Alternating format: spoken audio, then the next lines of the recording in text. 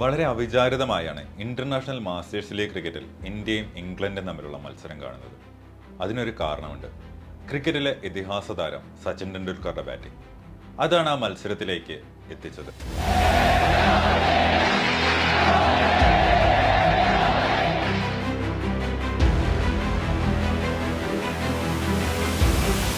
പ്രായത്തെ വെല്ലുന്ന തരത്തിലുള്ള മാസ്മരിക ബാറ്റിംഗ്, മൈതാനത്തിന്റെ 4 പാടേക്കും ഷോട്ടുകൾ, മനോഹരമായ ആ കവർ ഡ്രൈവുകളും സ്ട്രേറ്റ് ഡ്രൈവുകളും, ഫുൾ ഷോട്ടിലൂടെ ഡീപ് ഫൈൻ ലെഗിന് മുകളിലൂടെ ഒരു സിക്സറും. 21 പന്തിൽ 34 റൺസ് എടുത്ത് ആ ഇന്നിംഗ്സ് പൊടുന്നനെ അവസാനിച്ചുവെങ്കിലും ആ കാഴ്ച ത്രസിപ്പിക്കുന്നത് തന്നെയായിരുന്നു.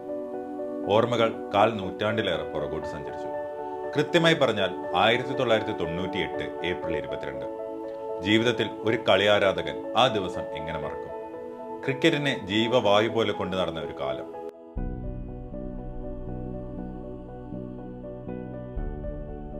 ഷാർജയിൽ നിന്ന് 40 ഡിഗ്രിയിലേറെയാണ് ചൂട്. ആ ദിവസം മരുഭൂമിയിൽ നിന്ന് ശക്തമായ ഒരു പൊടിക്കാറ്റ് ഷാർജ സ്റ്റേഡിയത്തിലേക്ക് ആവേശിക്കപ്പെട്ടതോടെ മാറിമറിയുന്നതാണ് ഈ കഥ. 50 ഓവറിൽ 285 റൺസ് എന്ന വമ്പൻ ലക്ഷ്യം തേടി ബാറ്റ് ചെയ്യുമ്പോൾ സച്ചിൻ ടെണ്ടുൽക്കർ എന്ന മഹാമാന്ത്രികന്റെ ബാറ്റിലായിരുന്നു പ്രതീക്ഷകളേറെയും. അക്കാലത്ത് ലോകത്തെ തന്നെ ഏറ്റവും മികച്ച ഓപ്പണിംഗ് കൂട്ടുകെട്ടായിരുന്നു സച്ചിനും ഗാംഗുലിയും.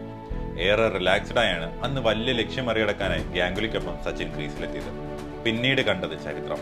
ശ്രദ്ധയോടെ തുടങ്ങിയ സച്ചിൻ ഡാമിയൻ ഫ്ലെമിങ്ങിനെയും മൈക്കൽ കാസ്പോവിച്ചിനെയും ആത്മവിശ്വാസത്തോടെ നേരിട്ടു. 5 ഓവറിൽ 16 റൺസായിരുന്നു ഇന്ത്യ നേടിയത്.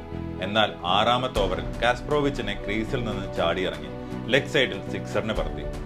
ടെണ്ടുൽക്കർ തന്റെ നയം വ്യക്തമാക്കി. തൊട്ടടുത്ത പന്ത് തകർപ്പൻ ഒരു ഫുൾ ഷോട്ടിലൂടെ വീണ്ടും സിക്സർ.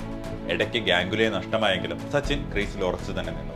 മൈതാനത്തിന്റെ 4 പാടും പന്തുകൾ പാഞ്ഞു. മനോഹരമായ കവർ ഡ്രൈവുകളും സ്ക്വയർ കട്ടുകളും ഫൈൻ ലെഗിലേക്കുള്ള ഫ്ലിക്കുകളും ക്രിക്കറ്റ് പ്രേമികൾ ആവോളം ആസ്വദിച്ചു. 57ാമത്തെ പന്തിൽ തന്റെ അർദ്ധ സെഞ്ചുറി സച്ചിൻ കുറിച്ചു. 57ാം പന്തിൽ അർദ്ധ സെഞ്ചുറി കണ്ടതോടെ സച്ചിന്റെ ബാറ്റിംഗ് ടോപ്പ് ഗിയറിലേക്ക് മാറി.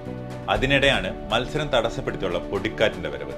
25 മിനിറ്റോളം മത്സരം തടസ്സപ്പെട്ടതോടെ ഇന്ത്യയുടെ ലക്ഷ്യം 46 ഓവറിൽ 276 റൺസ് എന്ന നിലയിൽ പുനഃക്രമീകരിച്ചു. തോറ്റാലും മികച്ച റൺ നിരക്കിന്റെ ആനുകൂല്യത്തിൽ ഫൈനലിൽ എത്തണമെങ്കിൽ 250 റൺസെങ്കിലും നേടണമായിരുന്നു. ഇതോടെ സച്ചിൻ കൂടുതൽ ആക്രമണകാരിയായി. കാസ്പ്രോവിച്ചിനെയും സ്റ്റീവ് വോയെയും ഒക്കെ തെരഞ്ഞു പിടിച്ച് ആക്രമിച്ചു. 32ാം ഓവറിൽ കാസ്പ്രോവിച്ചിനെ ലോങ് ഓണിലേക്ക് സിക്സർ പായിച്ചു. ഈ ഘട്ടത്തിൽ ഫൈനൽ യോഗ്യത ഉറപ്പാക്കാൻ ഇന്ത്യക്ക് 54 പന്തിൽ 60 റൺസ് വേണമായിരുന്നു. 39ാം ഓവറിൽ 111 പന്തിൽ സച്ചിൻ സെഞ്ചുറി തികയ്ക്കുന്നു.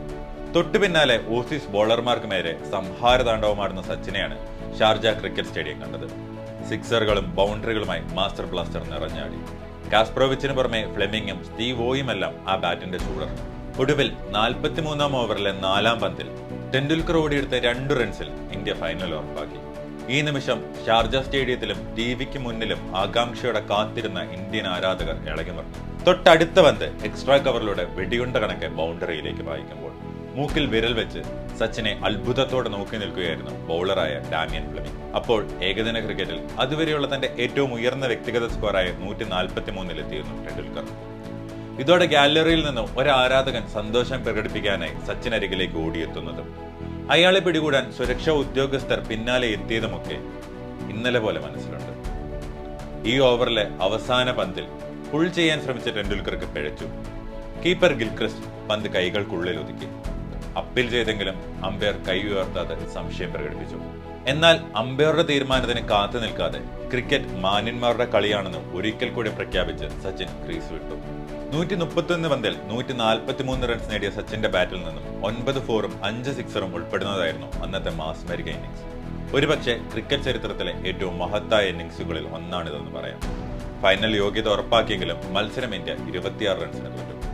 ഓസ്ട്രേലിയയുടെ 284 റൺസിനെതിരെ 46 ഓവറിൽ 5-ന് 250 റൺസാണ് ഇന്ത്യക്ക് നേടാനായത്. ഫൈനലിലും സച്ചിന്റെ സൂപ്പർ ഇന്നിംഗ്സിന് ഷാർജ സ്റ്റേഡിയം സാക്ഷിയായി. ഓസ്ട്രേലിയ ഉയർത്തിയ 273 റൺസ് ലക്ഷ്യം ഇന്ത്യ മറികടന്നത് സച്ചിൻ നേടിയ 134 റൺസിന്റെ മികവിലായിരുന്നു. 12 ബൗണ്ടറികളും 3 സിക്സറുകളും ആ ഇന്നിംഗ്സിന് ചാരുതയേകി. ഫൈനലിൽ സ്പിൻ മാന്ത്രികൻ ഷെയ്ൻ വോൺ, ബ്രോ മോഡി എന്നിവരെയാണ് സച്ചിൻ കൂടുതൽ ആക്രമിച്ചത്. ഇപ്പോൾ സോഷ്യൽ മീഡിയയിൽ നിറയുന്ന ഒരു ഡിബേറ്റ് ഉണ്ട്. സച്ചിനാണോ കോഹ്ലിയാണോ മികച്ചവൻ? പലതരത്തിലുള്ള വ്യാഖ്യാനങ്ങളും ഉത്തരങ്ങളും ഒക്കെ ഉയർന്നു വരുന്നുമുണ്ട്. ക്രിക്കറ്റിലെ എക്കാലത്തെയും മികച്ച ബോളർമാരെയാണ് സച്ചിൻ നേരിട്ടതെന്ന വാദം പഴയ തലമുറയിൽപ്പെട്ടവർ ഉയർത്തുന്നു. എന്നാൽ അവരെ നേരിട്ടാലും കോഹ്ലി ഇതേ മികവ് കാട്ടുമായിരുന്നുവെന്നും എതിർവാദഗതിക്കാർ പറയുന്നു. ഒരു കാര്യം പറയാം, അന്നത്തേതിൽ നിന്ന് ക്രിക്കറ്റ് ഒരുപാട് മാറി. നിയമങ്ങൾ കൂടുതൽ ബാറ്റർമാർക്ക് അനുകൂലമായി മാറിയിട്ടുമുണ്ട്. എന്നാൽ സച്ചിന് പകരം സച്ചിൻ മാത്രമാണെന്ന് വിശ്വസിക്കാനാണ് 2000ത്തിന്റെ തുടക്കത്തിൽ ക്രിക്കറ്റിനോട് കടുത്ത ആരാധന പുലർത്തിയിരുന്നവർക്ക് ഇഷ്ടം.